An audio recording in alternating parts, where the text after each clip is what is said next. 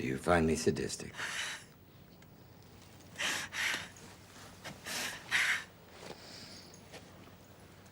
You know, I'll bet I could fry an egg on your head right now. If I wanted to. No, kiddo. I'd like to believe you're aware enough, even now, to know that there's nothing sadistic in my actions. Or maybe towards those other jokers. But not you. No, kiddo. At this moment, this is me at my most masochistic. Bill, it's your baby. Hello and welcome to Movies and Tea. My name's Elwood and I'm your host for this evening. And joining me, of course, is my wonderful co-host, Miss Kim Lowe. Hello. Tonight, our re-evaluation of the Tarantino filmography continues with a double bill as we look at Kill Bill Volume 1 and 2. Kill Bill is, for myself, one of my favourite of the Tarantino movies. It's probably the one I've seen in the cinema the most. I don't know about yourself, Kim. I mean, where do you sort of rank Kill Bill in the filmography, really? Is this sort of like a middling entry for yourself, or...? I don't know. I don't think I've seen enough Tarantino to make a judgment right now. But Kill Bill is probably one of the first movies that I've seen of Tarantino. And let's just say it was not good. Okay. But then I think that as I rewatched it one or two more times, particularly Volume 1. Yeah. It was I started seeing a little bit more merit and I think appreciated a little bit more for what it is and what it's trying to do than, when I was, 15, 16 when this came out. I don't know. Something like that. Okay. Well, Kill Bill is a co-idea, really. It came about on the set of Pulp Fiction where Tarantino and Uma Thurman were discussing ideas of this character, and he had already was going over the opening where Uma Thurman's character, the bride, is basically lying on the floor and basically having this conversation off screen with her ex-lover, Bill. And it was Uma Thurman's idea of how about you shoot the scene, but I'm in a wedding dress. So the fact that she's a bride is all down to Uma Thurman. Hence why it's a story concept by Q and U. But no, Kill Bill is definitely one of my personal favourites, especially Volume 1. This was a film that when it came out, I spent a good hour, I think, on the phone, just phoning cinemas to find out which cinema in my local area, because I was in Cornwall, so we weren't exactly guaranteed to get a copy down there. So which of the cinema, I was phoning for all the cinemas trying to find one who had one, and the nearest cinema that had one was like an hour and a half drive. So myself and my buddy Milo drove all the way from Newquay to Plymouth to go and watch Kill Bill on like the opening night screening. And an interesting fun fact: my wife, to be, shall I say, at the time, was actually working at the cinema that night, and it was only years later that I found out that she was working that night that I saw her, and I do remember seeing her there. That's a nice story. It is. I remember she was giggling on the stairs with one of her friends, and I just remember seeing this bosomy redhead there. And at the time, I should have said something to her then, but of course didn't, because I was a chicken shit wuss, and I was going to see Kill Bill, so I had other things on my mind. And yeah, years later, I found out that she was working that exact night, and that screening. So she was the one dealing with all those weirdos who had travelled out to go and see Kill Bill's tribute to Eastern cinema, because that's what Kill Bill essentially is. Volume 1 is his Eastern, and Volume 2 is his Western, and as such I think it's probably best to break this into just Volumes 1 and 2, because they're two very different movies.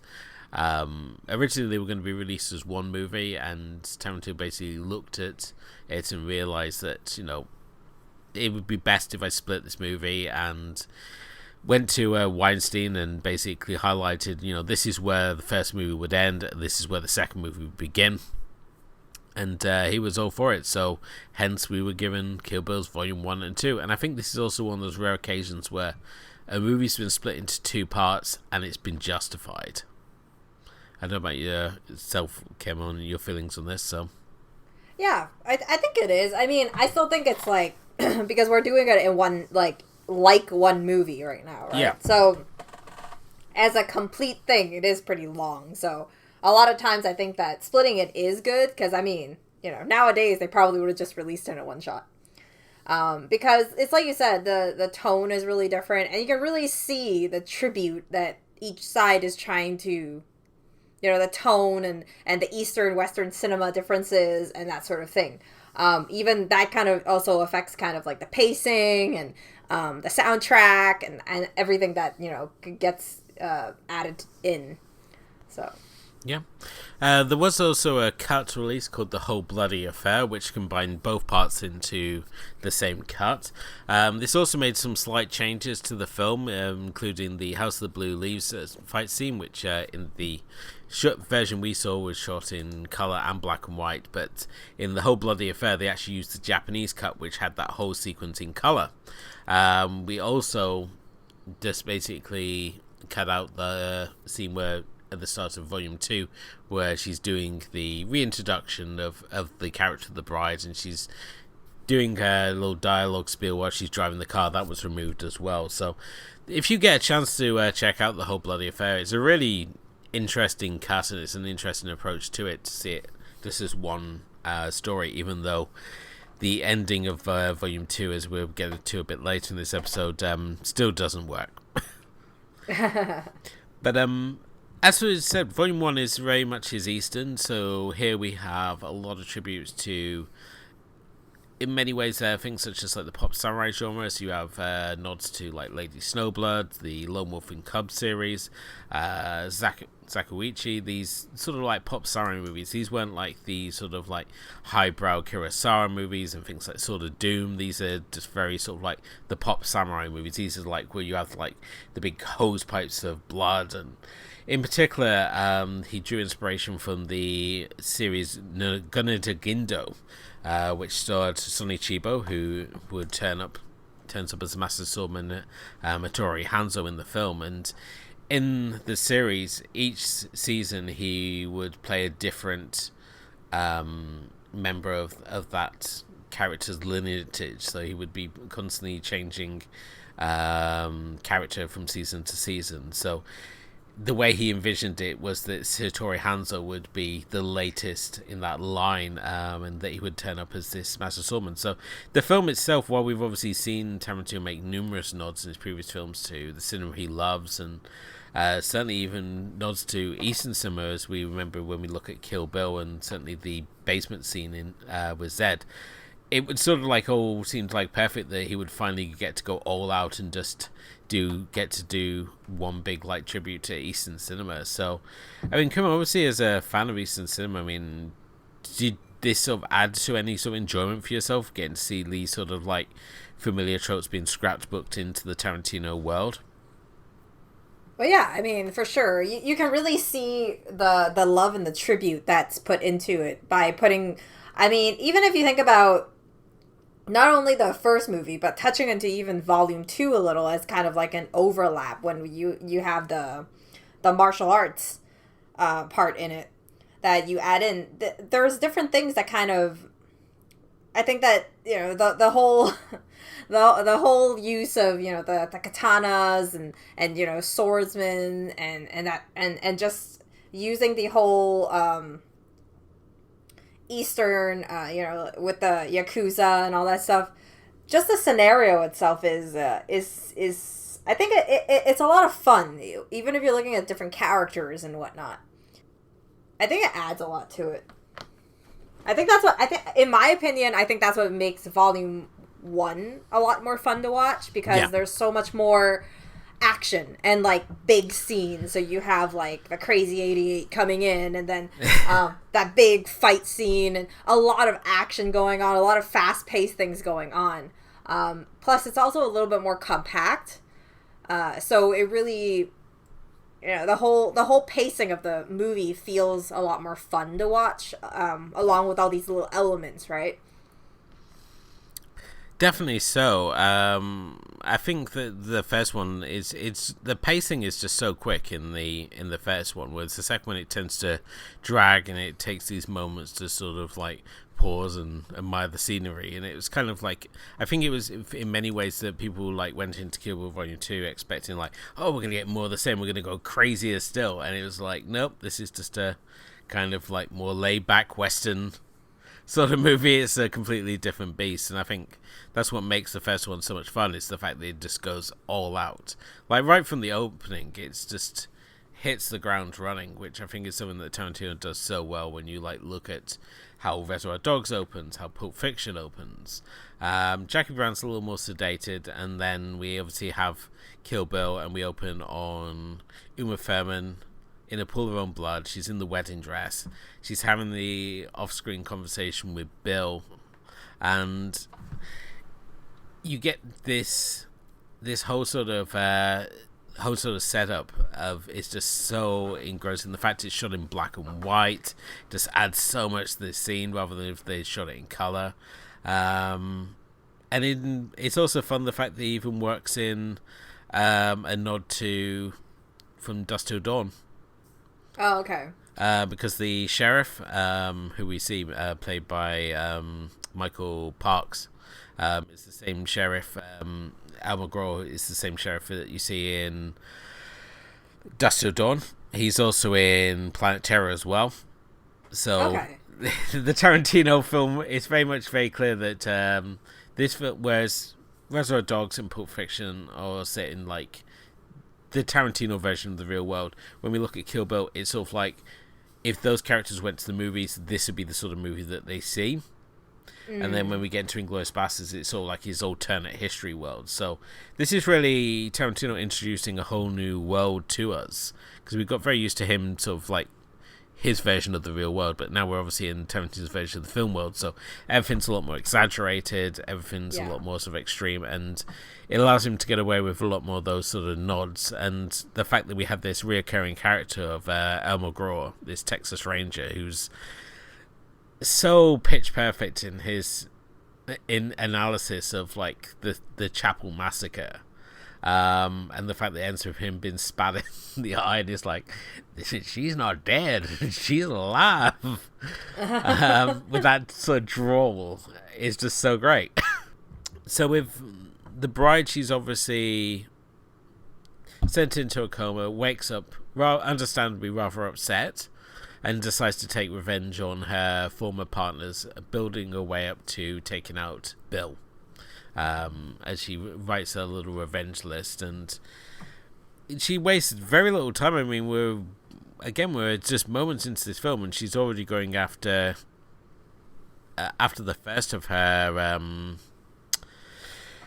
sort of former colleagues, with Copperhead, Vanessa Green, played by Vivica A. Fox, who I think you probably best remember as being in Independence Day. Mm-hmm. I don't know if she was in anything else that's really of note, but I don't really know, but now that you bring it up, yes, she was on Independence Day. I would just like to say, when I tried to think of like what have I seen Vivica A. Fox in, the only thing I can ever think of is Independence Day. The fight scene that she has in the home, I think's again just really fun. Yeah, I think it's just, there's a lot of variety in this one, right? It jumps, like, right away we head into this one, and the tone of the movie is set right away, because there's this kind of casual but vengeful type of style, especially when you're in the first scene where you're kind of like, oh, there's a kid in the house, and they're trying to not, pretend pretend that they're friends, and then they have a conversation, which I think the conversation sometimes really is, a lot of it's kind of between the lines, that there's something more, and it really helps. But obviously this one, it's done in a way where something else is going on already. There's a lot of blanks to fill, obviously, especially since we don't really know what happens to, like, what actually went down with the bride, how she, you know, we know that we know the general strokes of what happens in volume 1, but we have a really, like, we really see what happens in volume 2. Yeah. So through volume 1, you just know that she's out for revenge because of she got shot, and then Bill tried to kill her, and then she lost her baby, and then now she wants to go on this revenge type of run. Yeah. And hunt down these two was it 2 people? 3 people? I can't remember right now. She's got a list of 5, but in the first film it's 2 people it's that she 2, takes right? out. Yeah, because she starts with Vivica Green, who's... It's interesting as well, the film is shot out of sequence, so when we look at her list, Oren Ishii has already been crossed off the list. Yeah. So Vivica Fox's character is like the second on this list, and I think it makes only the more sense the fact that we see her have her sort of fight scene first. Because if we went for Oren Ishii and then we went into her scene, then it would have been a real sort of step down. But I think this is like the perfect introduction. She opens the door, you hear the Ironside like chime of the which is sort of like the siren sort of noise, which is also used in the Five Fingers of Death. It's sort of like the chi charging noise. And the fact that they have this epic fight scene in the lounge, there's things getting broken, and then you see the school bus pull up in the background, and they sort of look at each other, and it's sort of like, are we going to keep going? Or are we just going to, like, put things to the side for the minute just while her daughter, like, turns in? And it's just so comical, the fact that when you see, like, the school bus, like, coming in, and then the child, like, coming in surveying this damage is sort of like, and her mum's like, oh, that dog in you just came in and made a damn fool of himself. And then they'll just, like, go off and have coffee, and you're like, first time you watch it, it's like, oh, is this the thing? They've just, like, had the fight, and they got it out of the system, and then you realize that no, they're just rescheduling. They're professionals. They're just going to reschedule to another location. Yeah. But I mean, because you bring up the comical, I think that's the main thing, is that volume 1 is, because of the comedic elements that's added to it, it kind of has this, I don't know, sarcastic dark humor or something of sorts. I don't know how you call it. Exaggerated. I don't know. I don't know how you call this type of humor.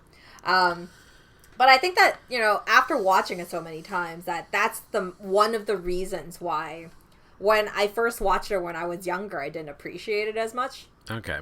But I think my appreciation for humor kind of changed. I think that was one of the things that's changed. I'm still not a big fan of the whole, like, over-exaggerated squirting blood thing. Oh, really? That was a second thing that really, really, like, I just don't see the appeal of it. I don't find it entertaining. I don't find it amusing. It's just not really, like, it's just a lot of waste of time for me.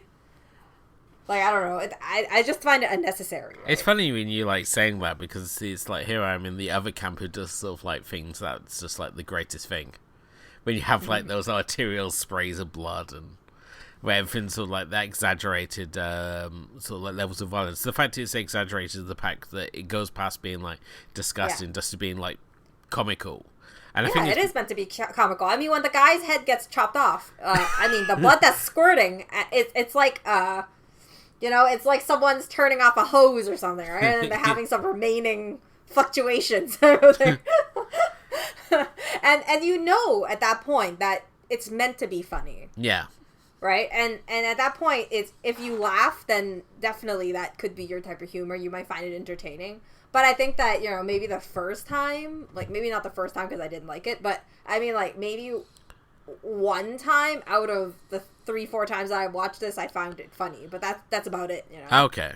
But I think, like, talking about sequence, I mean, the Vernita Green one is really good as, like, a set piece to start, because it really sets this nice type of pacing. Because once we get into Oren Ishii, it's really different, because hers is so drawn out. It's really like the entire movie type of thing, where she has so much more backstory, and you add in that whole animation type of element to it, and then you go into the next part, and you kind of like kind of see how she, you know, the person that she is, and her background, and the you know, her little minions, you know, type of thing, and how powerful they are in terms of, you know, their martial arts or insanity or whatever level that you want to talk about. It all kind of balances with her kind of more toned down type of, I guess, you know, she has some kind of power to her, right? Lucy Liu is, I think Lucy Liu did a really great role in this one. Oh yeah, definitely so. I mean, I think prior to this, obviously Lucy Liu had done like Charlie's Angels, so we knew she could kick ass. But here it's sort of like, oh, let's have Lucy Liu, and she's like a Yakuza boss. Yeah. And at the same time, she's not just a Yakuza boss; she's a Chinese American, which obviously puts her at a disadvantage in these sort of situations. And the fact that they have her introduction done through the anime sort of sequence, which was done by Production IG. The scene itself is directed by the company themselves, so shall I say, has done things like Ghost in the Shell, Blood the Lost Vampire. They did Linkin Park's video for Breaking the Habit. The scene itself is directed by Kazuto Nakazawa, who's done a couple of many sort of things over the years. I mean, he did Samurai Champloo. He did the 2 films for the Animatrix. So he did Kid Story and a Detective Story. So he's definitely the right sort of person for sending. I think it also helps the fact that her backstory is so violent. Yeah, she has all these horrific things happening. If you have this done in live action, I think it would have soured the tone of the film. Whereas the Volume 1 is just such a fun time. It's this fun throwaway sort of like action sort of flick, and it's got these pop samurai elements in it, and it's just don't. If you have those sort of like harsh reality moments in them, and it's done with live actions, I think it would have really detracted for the film. So I think to have it as an anime, not only allowed him to get away with some just really insane shots, but also just kept it kind of light and perfectly outlined who this character was. I mean, she's seen some things. I mean, her earliest sort of memories of her father being killed by a Yakuza boss, who she later uses the fact he's a paedophile to advantage and kills him, and starts her career as being like a hit woman and later a Yakuza boss. And the fact that she's now got her own like gang with the Crazy 88, led by Gonin Liu. She's got her own little sidekick, Gogo, who's played by Chikasaw from Battle Royale. So it just plays into all these like fantastic like kung fu sort of tropes, the things we've seen in like Shaw Bros movies, and the fact that you always have like the henchmen, and they would always have like a tough bodyguard, and they'd always have all these like minion followers. So she fits into all these tropes so perfectly, and the fact that he establishes her character so well of this person who is capable of handling herself. The fact that she got that scene where she's there with all the Yakuza bosses, and one of them, that boss, one of the bosses in particular, just like, why are we listening to her? And she just like runs across the table and like slices his head off. Just the way it bounces on the table just gets me every single time. It's sort of like the fact that then she's like addresses it in both like Japanese and English, and it's sort of like, just I would say this in English just so there is no mistaken. And it's sort of like, if you want to bring up my Chinese or American heritage as a negative, then we're gonna have some fucking problems.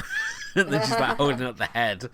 So yeah, I really love that. Those sorts of things just all like just struck so many notes to me, just like being a fan of these sort of movies. It was just sort of like it was just like being served this banquet of just fanboyness to myself.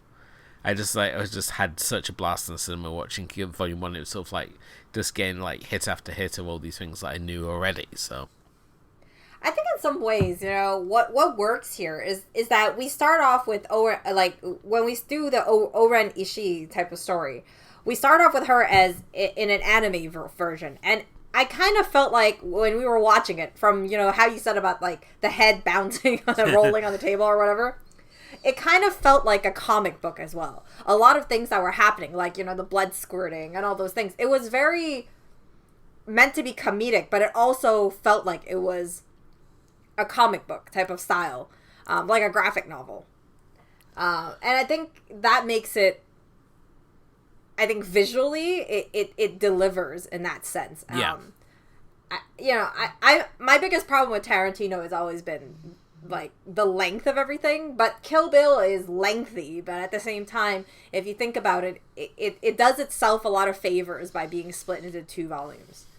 I can't imagine like how horrible of a mood I would feel like to be watching this in one sitting. Because, you know, I mean, we're going to talk about his Western style movies like later on.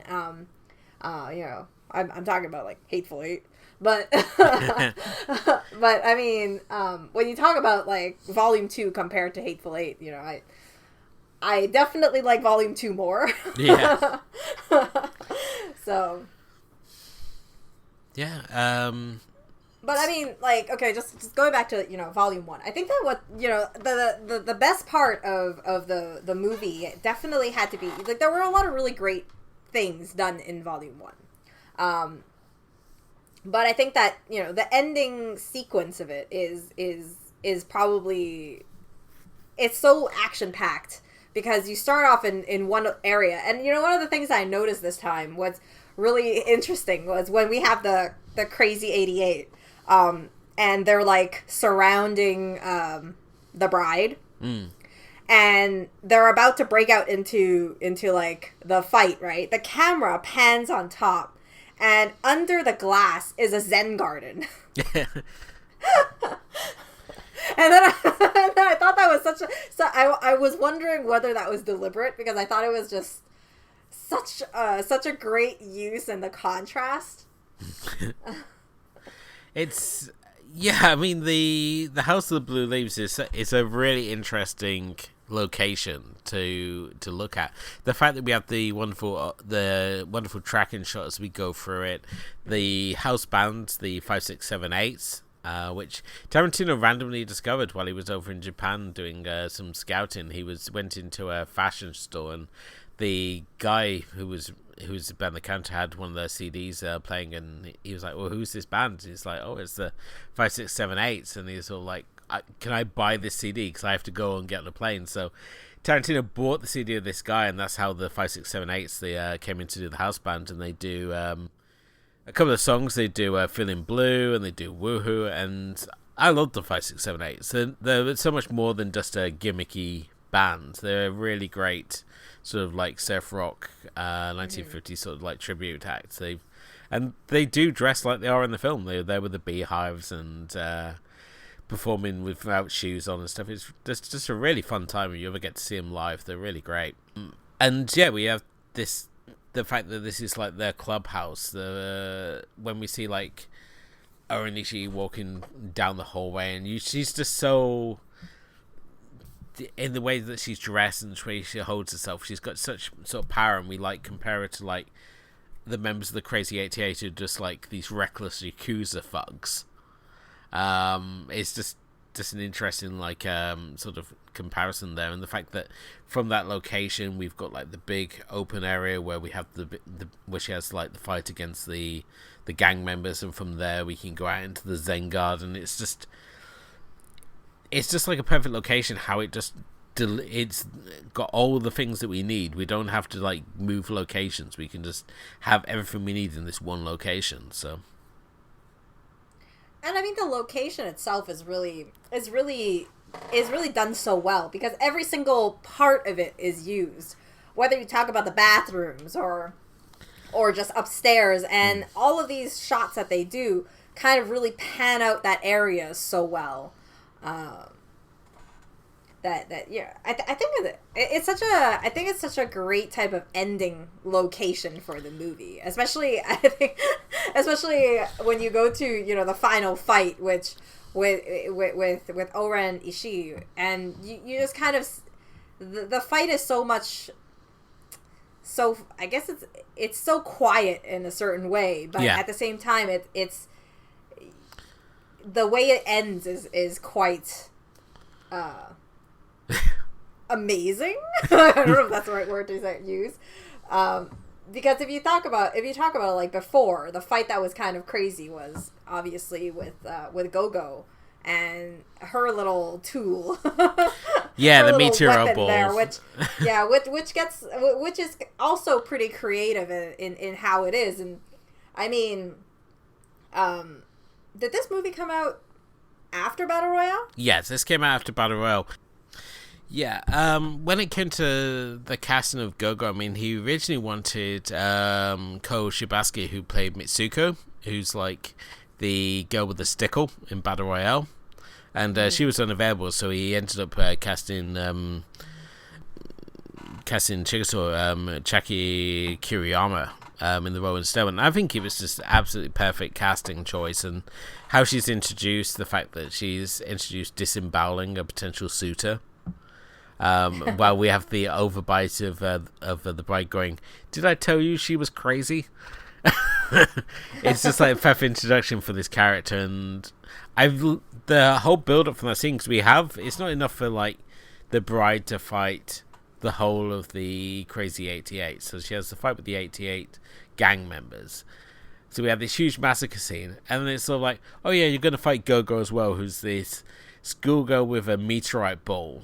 And then we're going to end up with you fighting Oren Ishii. So we've got this 3-tier fight that's in place. And the fact that Gordon Lowe is the head of the 88, I think is really great.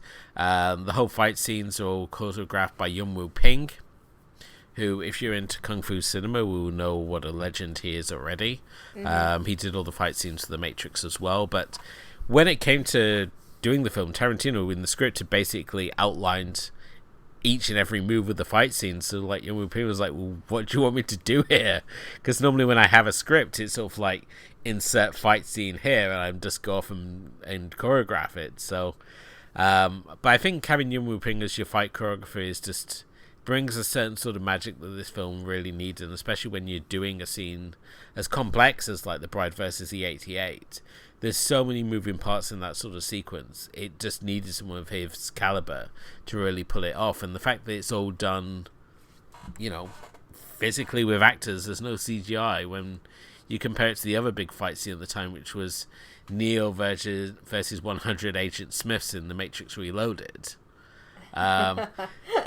Which was like, they were like comparing the two, and it's all like, well, one's just a bunch of CGI, and the other's like actual physical actors doing this like insane choreography. And the fact that we know constantly where the bride is in every moment of this fight, nothing ever gets overly complex, and how she is able to constantly move this fight, and how she adapts to like so many foes. Also, real credit, I mean, this was really the introduction to Tarantino working with Zoe Bell, who was the stunt double for Uma Thurman on the film, and would later become a key figure within the Tarantino universe. She would actually become like a proper actress within the Tarantino universe when you get into films such as like Once Upon a Time in Hollywood and Django Unchained. And now she's like an actress in her own right, because she did the lockdown boss bitch fight. I mean, we've talked all this about the films here. What did you actually think of Uma Thurman as the bride? I mean, this agent of death that she is. Uma Thurman, at this point, she fits the role really well, right?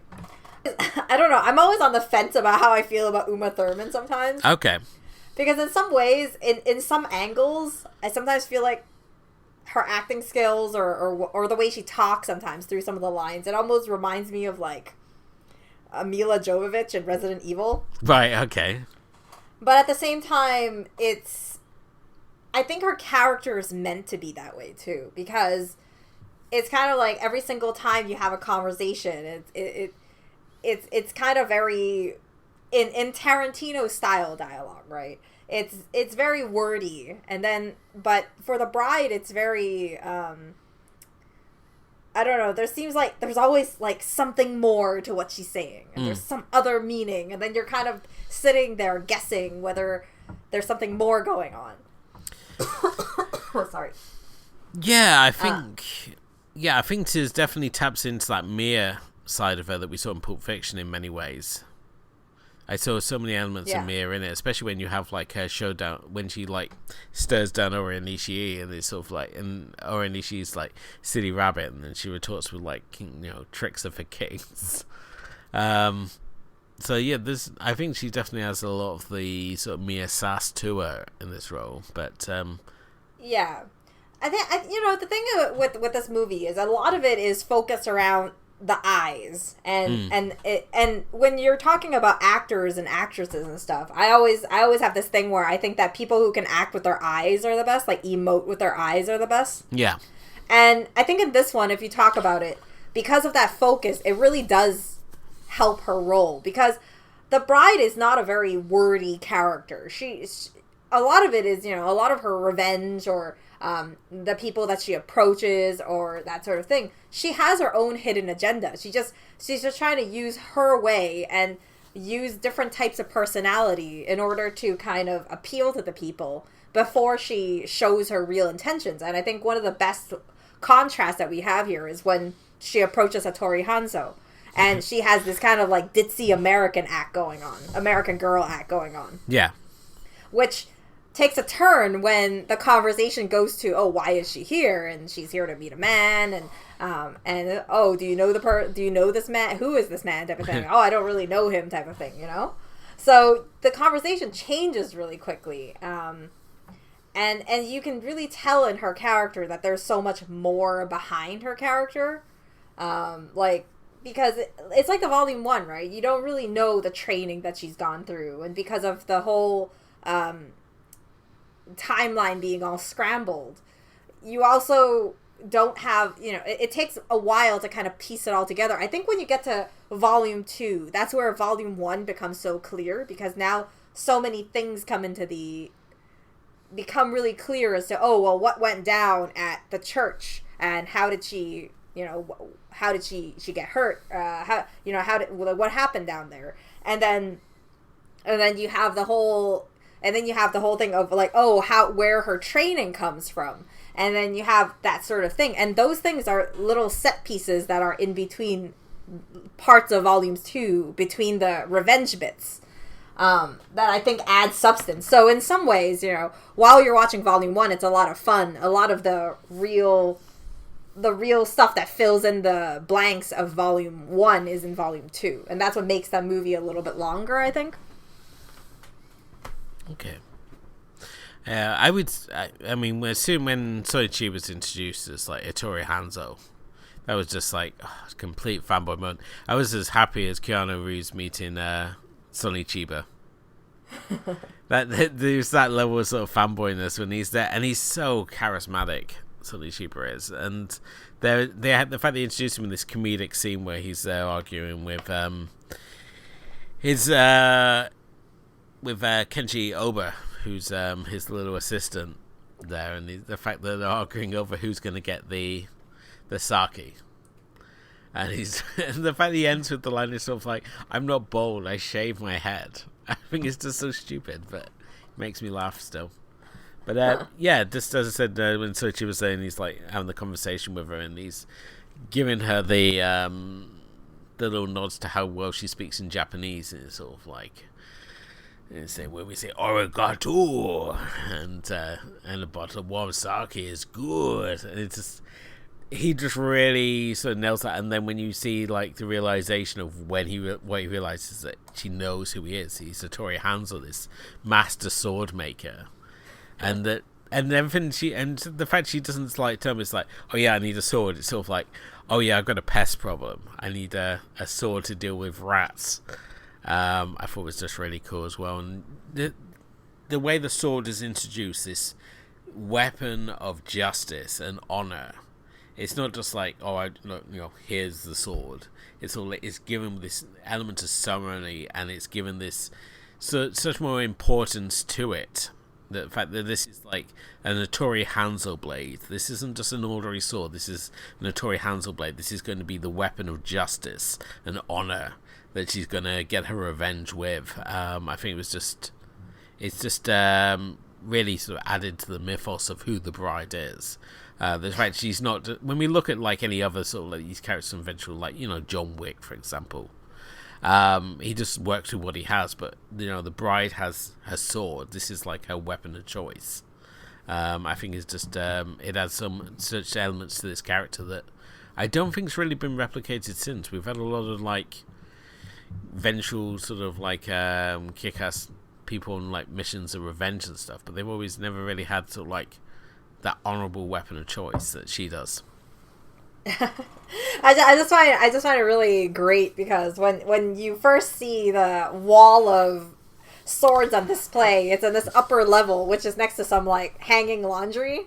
I just thought it was so hilarious, the contrast of this like majestic wall of Hattori Hanzo blades, right? Yeah. And she walks towards them, and when she lifts it up, there's this kind of like respect that you can feel as she's like slowly going to lift it up with both her hands. And just around it is just on the corner of every scene, you have hanging underwear and hanging shirts. And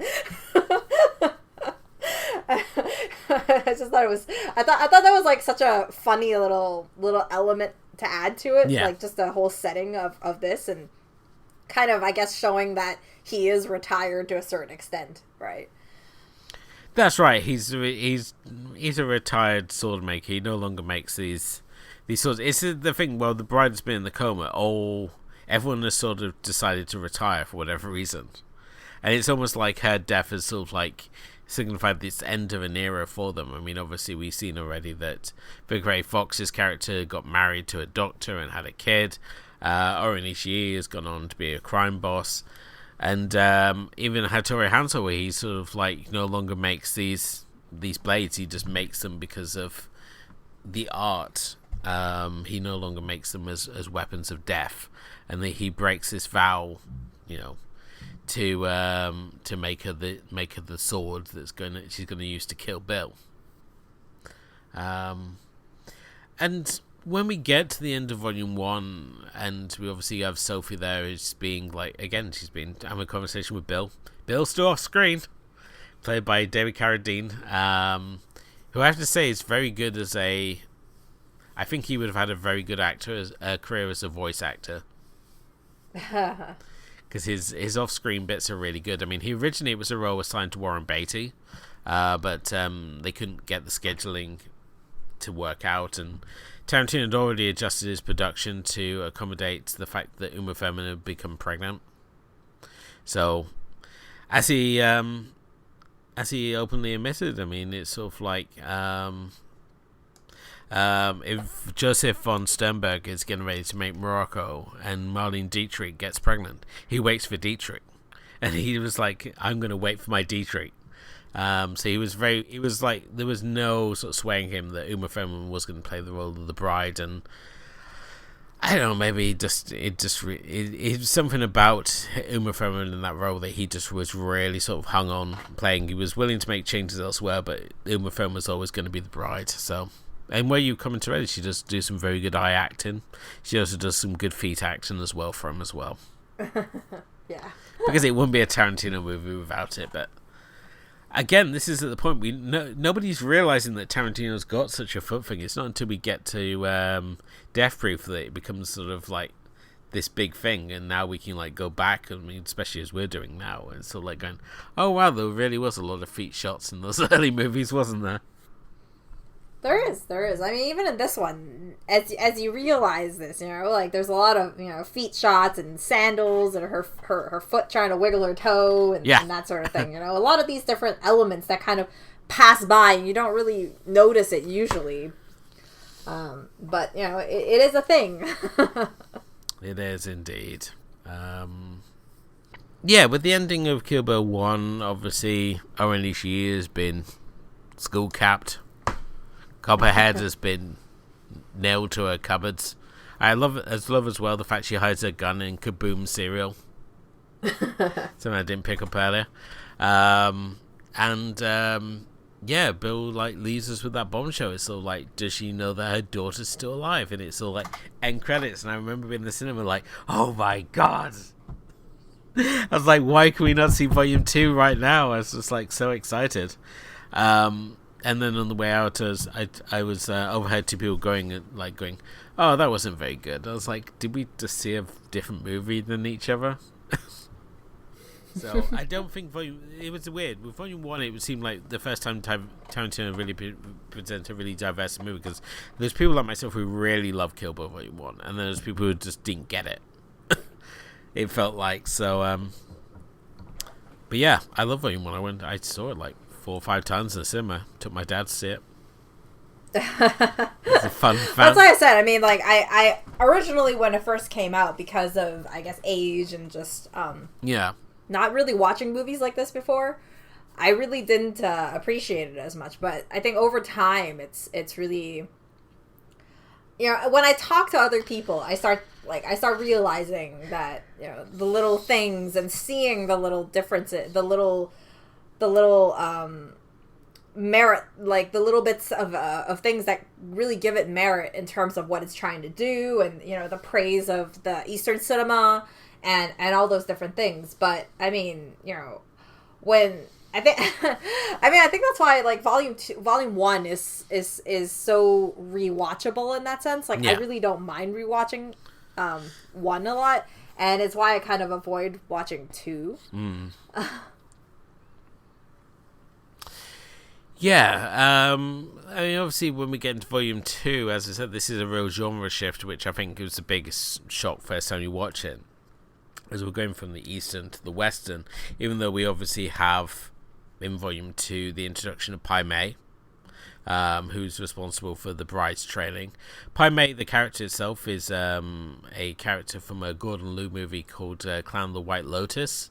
He's like the big boss character. He fights in that movie, and Tarantino originally had said that he was going to play the character Pai Mei himself, and sent Gordon Liu over some pictures of himself dressed in the Pai Mei makeup, and Gordon Liu was like, well, I buy it, but I'm not sure that other audiences may buy it. So that's where Gordon Liu pulled double duties, not only just playing the boss of the Crazy 88s, but coming back for Volume 2 to play Pai Mei as well.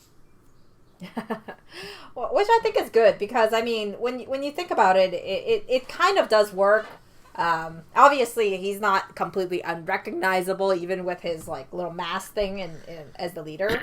Yeah. But I mean, here you really have him in his kind of his zone, because he's speaking Cantonese. He has a much more type of like his type of character. I mean, coming from me who watches a lot of Hong Kong cinema, that's how I know Gordon Liu, as how he acts and how he is in kind of martial arts movies and such like that.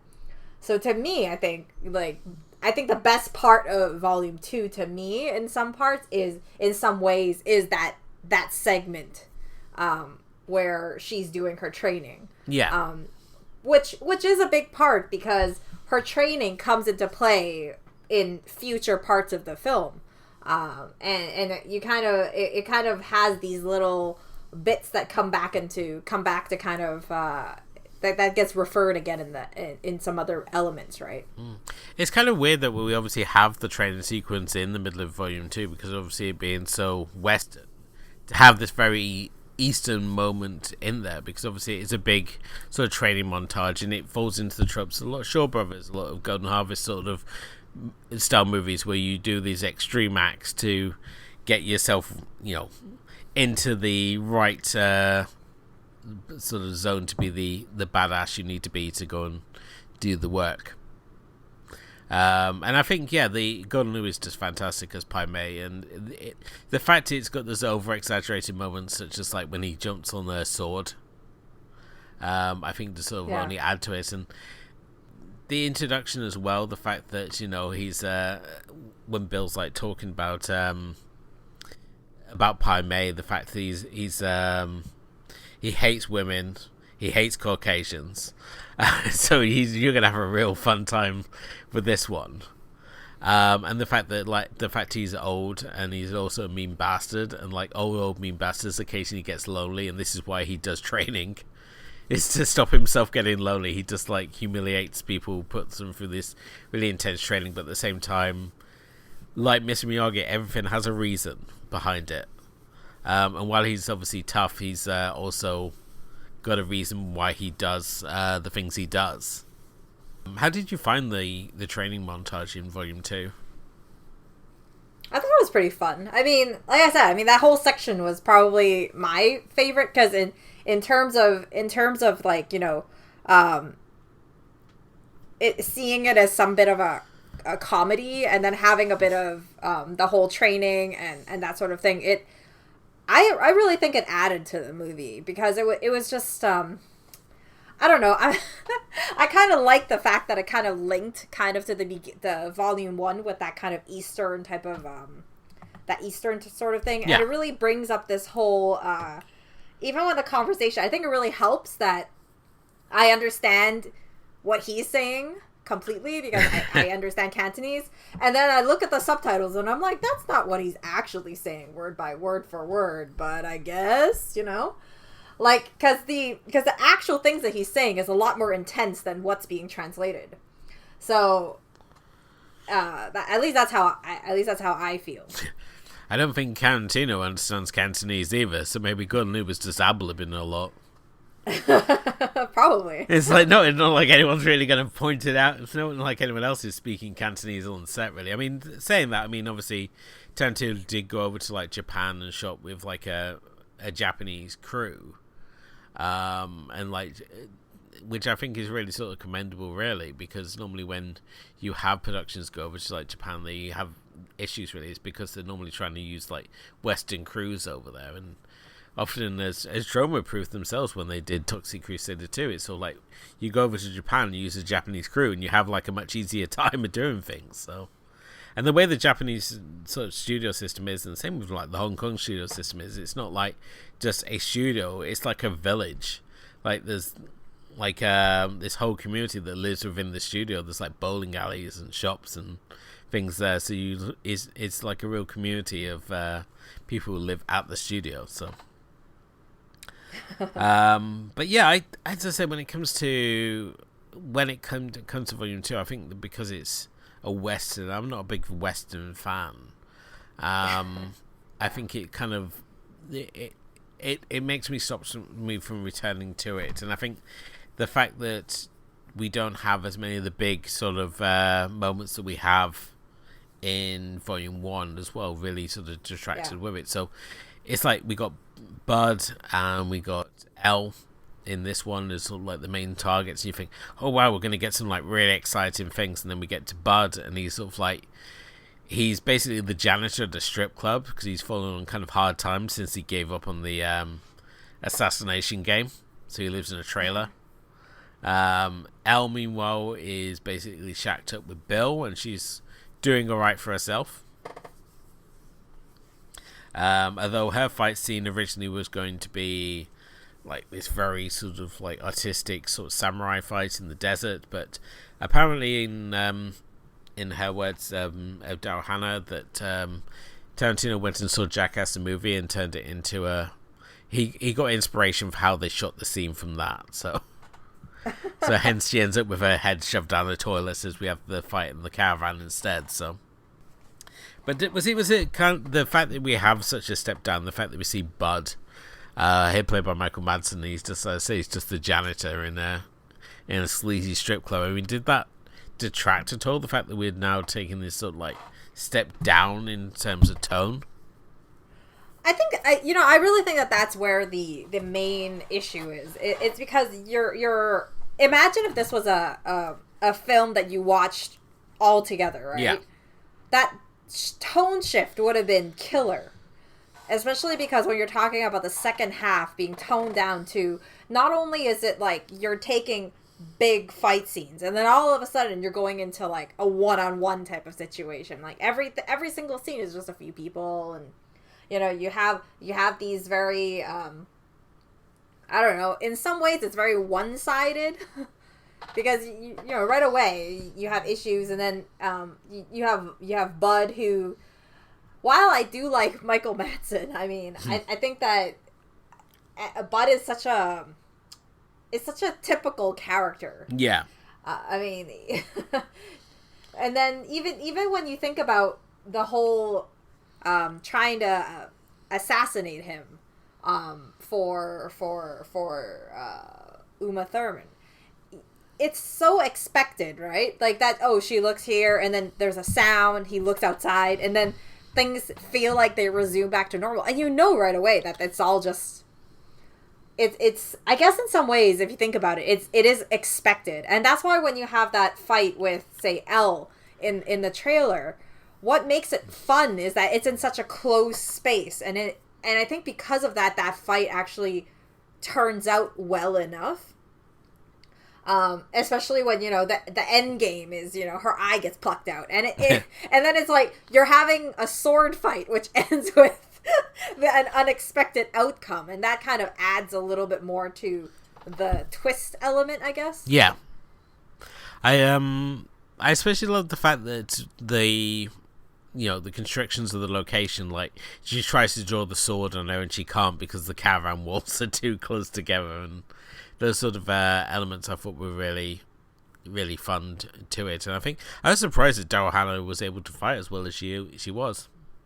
And I kind of like there's something about the fact that Bud takes down the bride with the shotgun rather than just like trying to fight her straight on. He sort of like knows that he's got no chance in a straight up fight, so the fact he just ambushes her and proceeds to bury her alive in the scene that actually Mike Madsen, who actually is very anti-violence, he said he felt like physically sick when they were doing the scene where she's like being buried alive. So it's not what you would think from him, because he's such a big hulking guy. You think that he wouldn't be such a sensitive soul that apparently he is. Yeah, but I mean, a lot of people who play like bad guys in movies are actually not as bad as they are. Yeah. But yeah, I mean, I like the character. I think Elle really gets a chance to shine in Volume 2. I think in more ways this is really just about the bride versus Elle more than it is about the bride versus Bill. Bill seems like a very anticlimactic ending in comparison to Elle. I think Elle is like battling right to the end, really.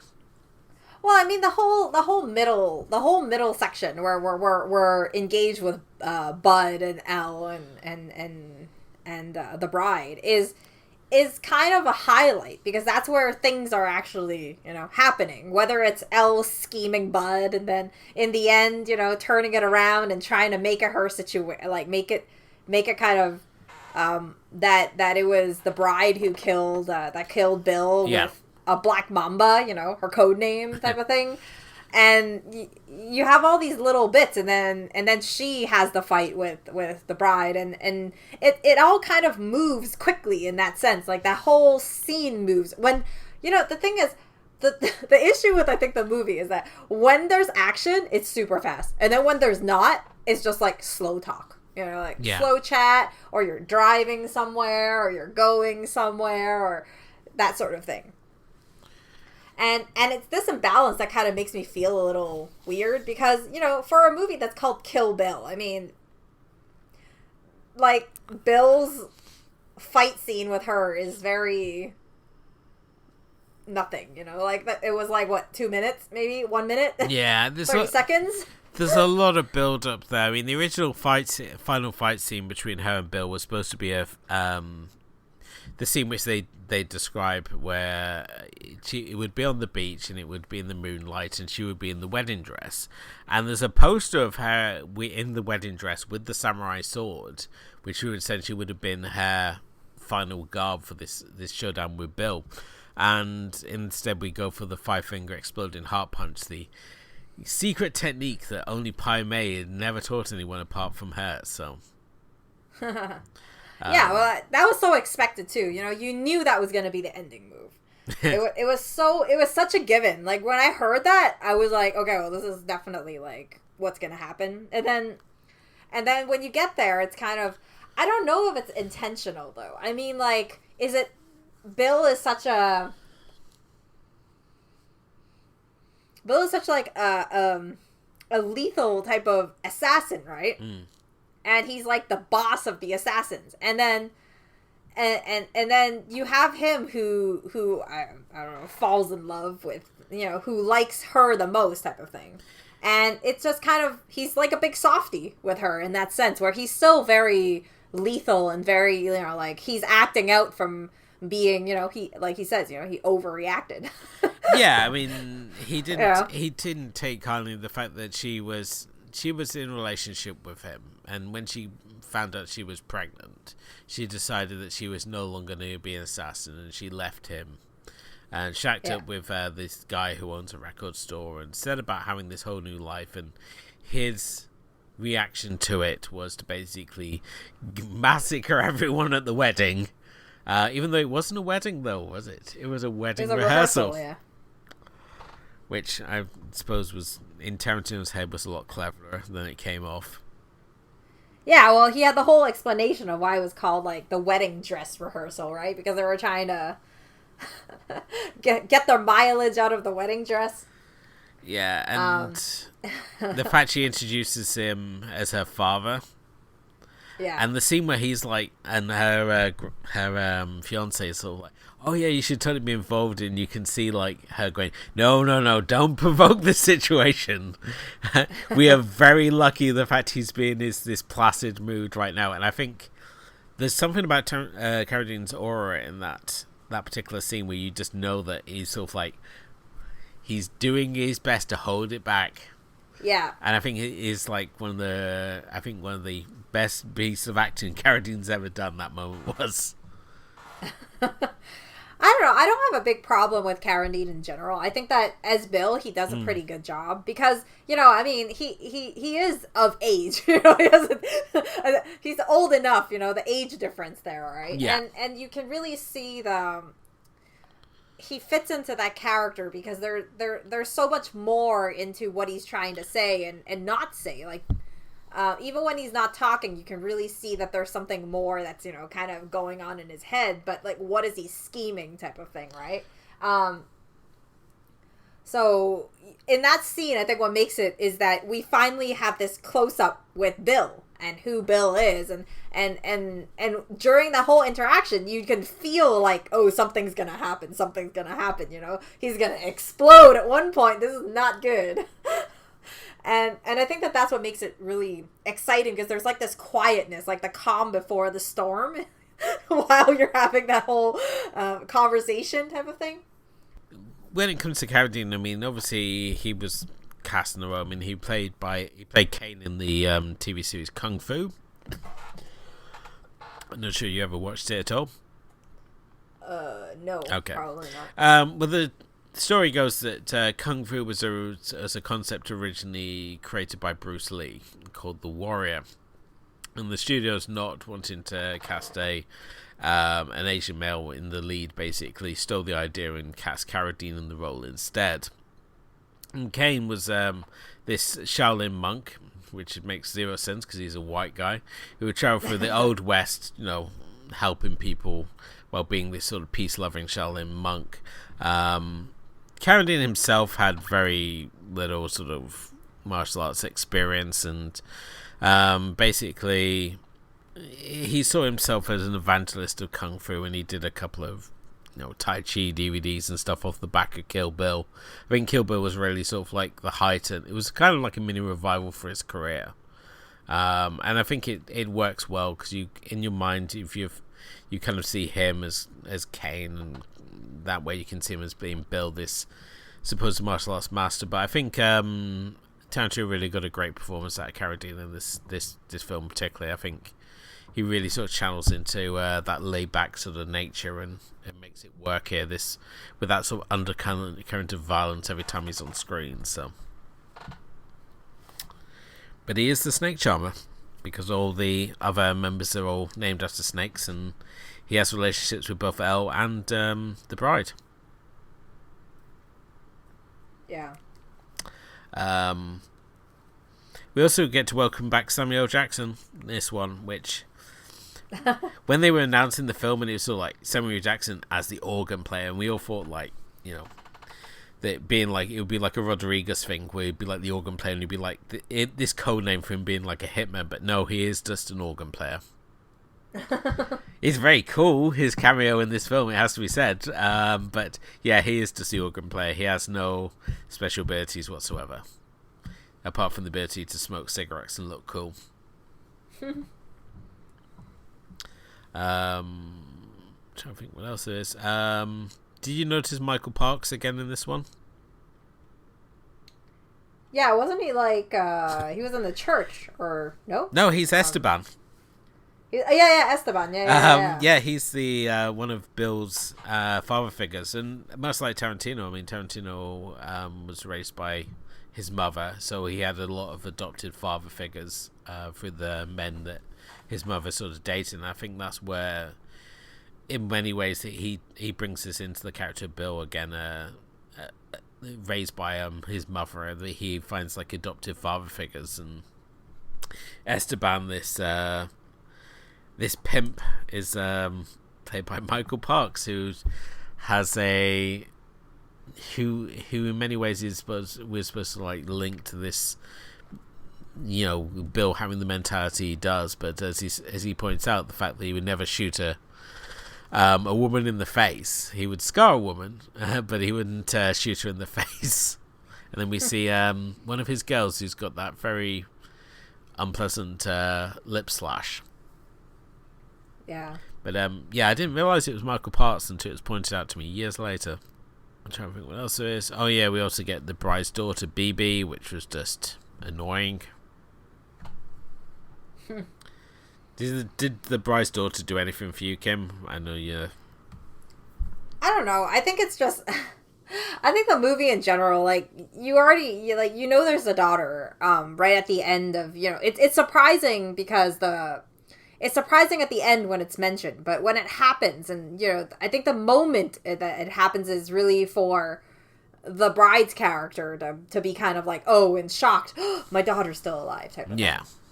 But for us, it's really, the movie suddenly shifted where, okay, well, is Bill using this as kind of like a reconciliation, or is he using it as like, oh, don't kill me, or or what is this, right? It is good that you don't break out of it so easily, in the sense that, oh, suddenly this is changed into some other dynamic. But I mean, the daughter, the daughter had to show at one point, just to kind of give her that, to kind of explain, like give her the space to explain why she left. Obviously leaving the assassin life isn't so unexpected, but why did she like hide this? And she didn't tell Bill. She just like bounced. Yeah. I know what you mean, and I think what type of like it really feels like, is it like, okay, well, she's in a relationship with Bill, but is it something that she feels uncomfortable with, or what is this?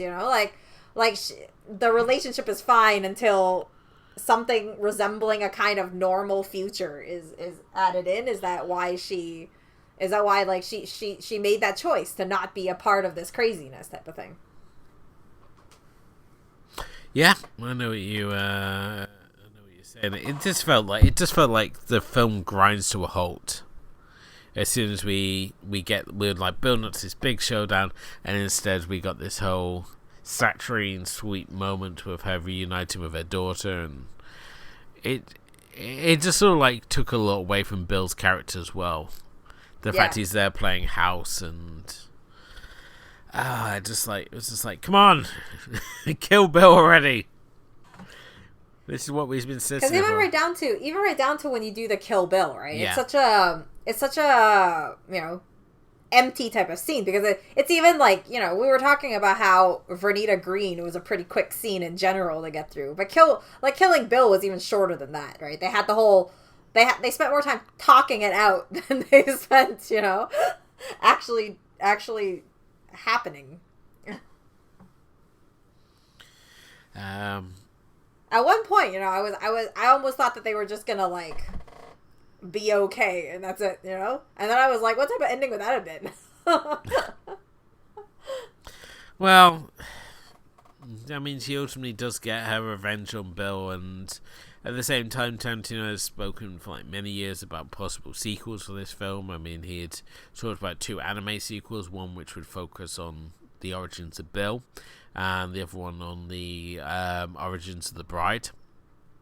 Yeah. And then he's talked about Kill Bill Volume 3, which would obviously have Nikki, Vivica Fox's daughter, like growing up as an adult. She would basically be raised by Sophie Loren, who would inherit all Bill's money. And she would raise Nikki to be this assassin, and she would go up against the bride, looking for revenge on the fact that she killed her mother. Tarantino saying that, cited the fact she deserved her revenge as much as the bride did. So, but as with all Tarantino projects, he has lots of good ideas, but often they never come to fruition. He's like Rodriguez; he likes to fill his slate up with all these good ideas. Because let's not forget, I mean, both Michael Madsen and John Travolta at one point were going to be doing a Vega Brothers spin-off, but that never happened. There was going to be a sequel to another war movie called Wild Crows, which would have had Samuel Jackson and a bunch of black GIs going on a rampage across occupied France. That didn't happen, so he's very good at coming up with these ideas, getting us very excited about them, and then they're not happening. So, soundtrack's great. The first soundtrack is obviously, I think, in more of a traditional sort of Tarantino sort of soundtrack in many ways. There's lots of like sound pieces borrowed from the likes of Lady Snowblood in particular. They borrow a lot from that soundtrack. When we go into Volume 2, Robert Rodriguez did the soundtrack for Volume 2 for $1. He did a deal with Tarantino where he would do the soundtrack for $1, and in return, Tarantino directed a scene for Sin City for $1. I mean, the soundtrack, and I think one of the best things about Kill Bill is really like you can actually play the movie and not watch it and just listen to the soundtrack, and it's just so fun to listen to. I mean, I actually did that. While I was watching Kill Bill Volume 1 the first time around, like when we were prepping for this recording. Yeah. I actually listened to Volume 1 first, just listening to the movie. Was it you just like listening to a lot of Battles About Honor and Humanity, which has been used on every talent show going since this movie came out? Yeah. Or if you like going to the gym music. No, I mean a lot of it. Like there's a lot of music here that I think if you really took the time to listen to it, it does have a really good soundtrack. Whether if you're talking Volume 1 or Volume 2. I mean, obviously, when you listen to Volume 1 with just the sound, it's a lot of, like, blood squirts and then, like, fighting sounds and that sort of thing, in between. But the soundtrack itself, I think it's, every time you change a scene, there's kind of, like, a different soundtrack to it, and it adds to, it definitely, I think for me, the main appeal of the movie is the soundtrack. Okay. Do you lean more towards like Volume 1 or Volume 2 when it comes to the soundtrack? Because of Volume 1 for sure, yeah. But Volume 2, I think, also was okay. It was definitely more along the themes of like Western country music type of thing. Yeah, I mean, yeah. Considering the setting. I mean, yeah, with Volume 2, I mean, he borrows a lot from spaghetti Western soundtracks. So there's like a lot of Enrico. Yeah, he brought in Ennio Morricone.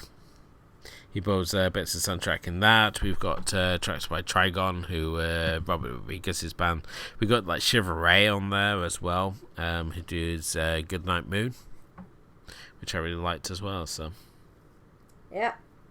And we also have more from the RZA, because the RZA did the soundtrack for Volume 1, which I think it's if you're doing an Eastern homage, I think the RZA is really sort of like the perfect guy to bring in to do your soundtrack, because he's pretty much seen as all the same sort of kung fu movies that Tarantino has, and I mean that's what basically Wu-Tang was. I mean the reason I got into Wu-Tang is because they sampled so many Shaw Brothers movies, when you got like Secret of Chess Boxing and things like that, and like Master of the Flying Guillotine, and that's what I loved about the Wu-Tang is the fact that they're all like characters from like different Shaw Brothers movie. The fact that when you look at Reza, his weapon of choice is like the Flying Guillotine, and the fact that they use, as I said earlier, they use samples from kung fu movies, I thought was always really cool. So yeah, I was very excited about the Reza being involved with this. So, well, that brings us into tonight's episode. Thank you, as always, for listening. If you haven't done already, please do hit the like and subscribe button wherever you happen to be listening to us, and you can follow us on moviesandteapodcast.wordpress.com. Is that right, or is it blog? Yeah. Oh wow, I got it right for the first time ever.